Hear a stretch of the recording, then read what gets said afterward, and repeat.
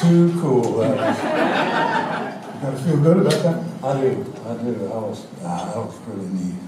That was, We love you. brought a tear to my eye, truth be known. It really did in a couple of places. Yeah. So, thanks, Critter, or whoever put that together, man. That was something. I want to copy that.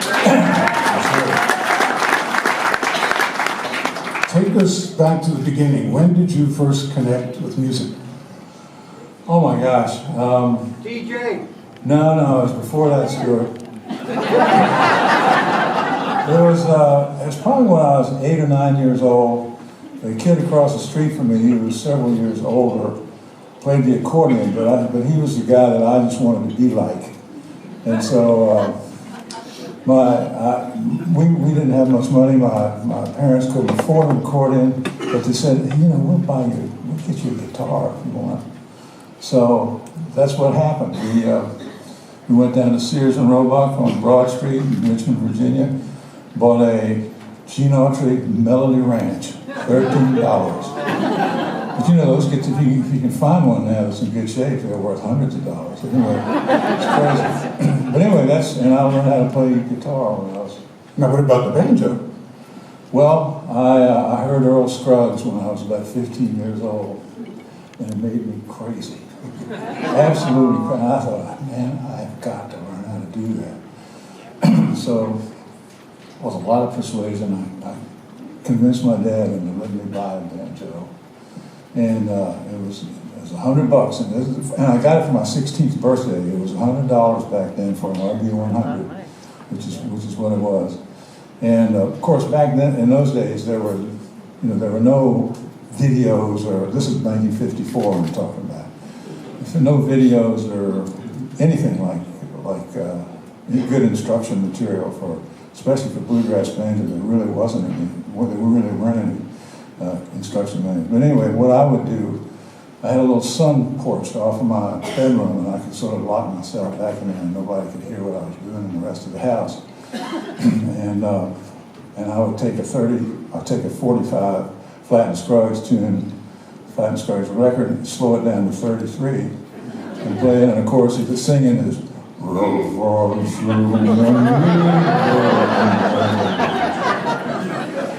But I could hear the notes that Earl was playing. I sort of figured it out, and I tuned the banjo all the way down.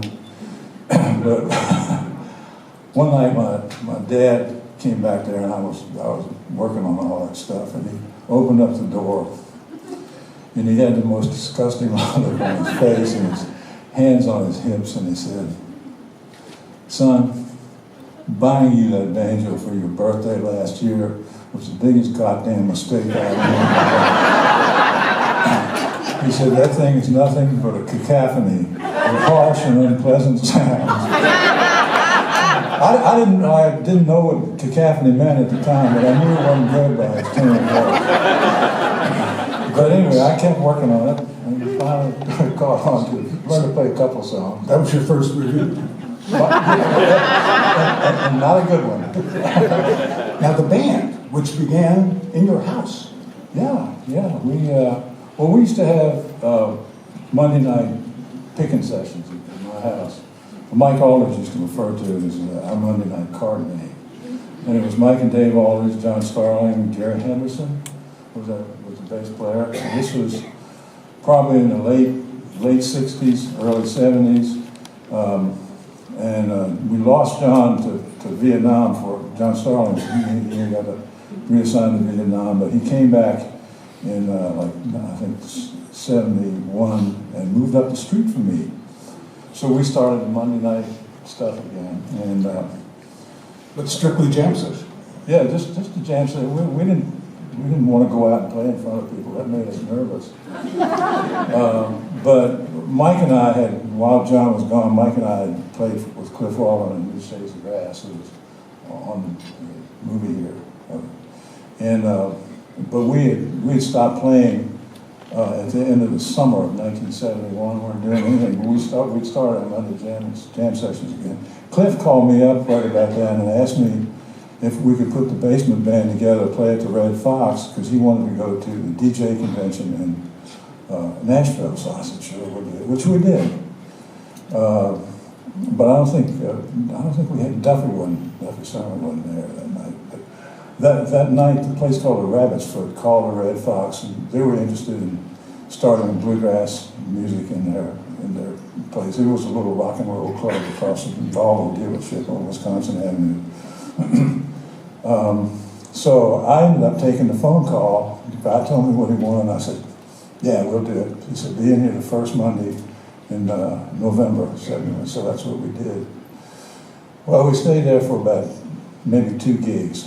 The second one, Monday Night Football started happening back then, and I think, I'm not sure, but I think the Redskins were on that night. Anyway, he wouldn't, he had a TV by the bartender, TV by the bandstand, which he let us turn the sound off of, but there was another TV on the bar, which he kept going pretty good volume. We could hear it from the stage. A friend of ours asked him to turn it off on several occasions, and evidently did it one time too many, because I remember seeing him getting taken out by the scruff of his neck. We ended up on the street. I ended up going out looking for this fella, and he was gone. And so I stayed out and talked. Next thing I know, here comes Tom with his bass. Everybody walking out with their instruments. So we're quitting this place. It's a dump.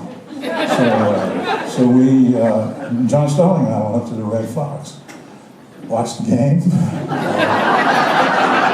drank a few beers, and got hired to come in and start playing at the Red Fox on the first Tuesday in 1972. And that's how it all got started. So there you go. So if I hadn't taken that phone call, who knows what would have happened? The name of the band? No name at that point.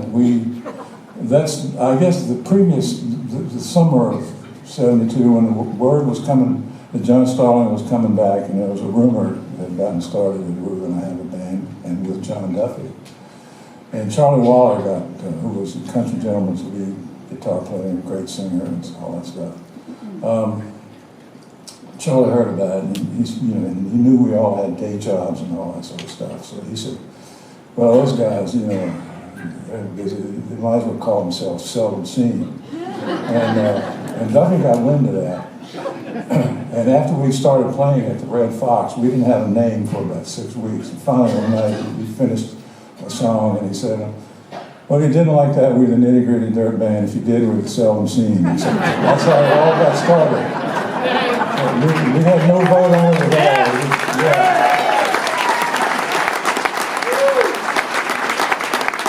So you tried to be a once-a-week band, but we weren't having any of that.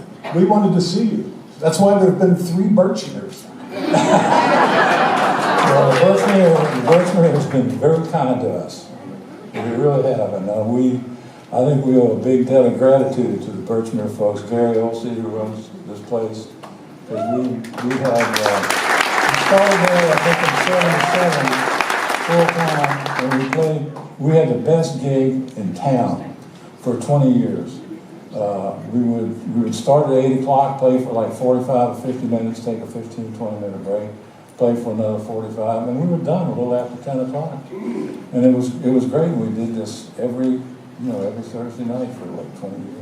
People came because they loved how you played traditional bluegrass, but they also loved that you didn't play traditional bluegrass. Yeah. You blew the lid off of the repertoire of bluegrass. Well, yeah, we listened to all kind. Well, we listened to a lot of rock and roll music. I did listen to WHFS, and so did John, and I played with Cliff Walden in 2 years. He was one of the early bands that started doing that stuff.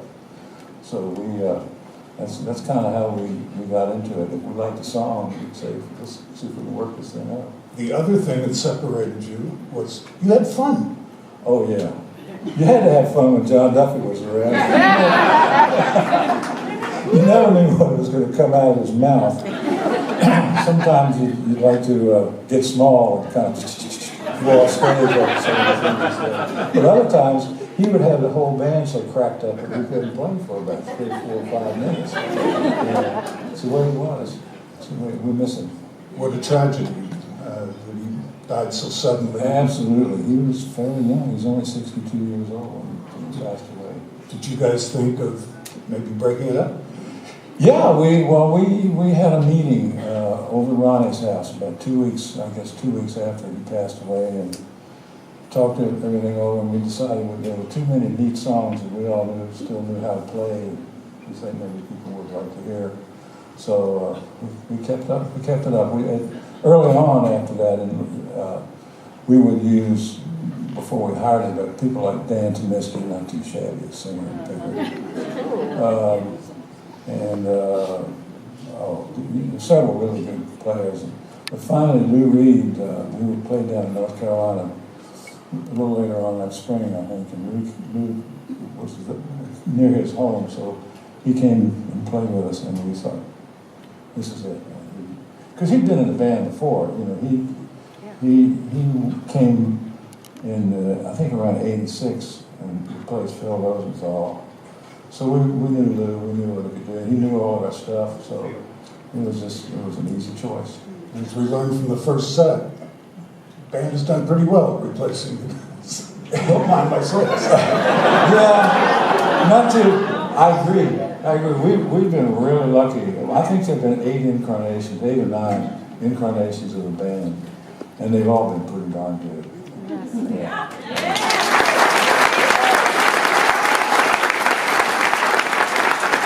So, are we going to hear Lay Down Sally tonight?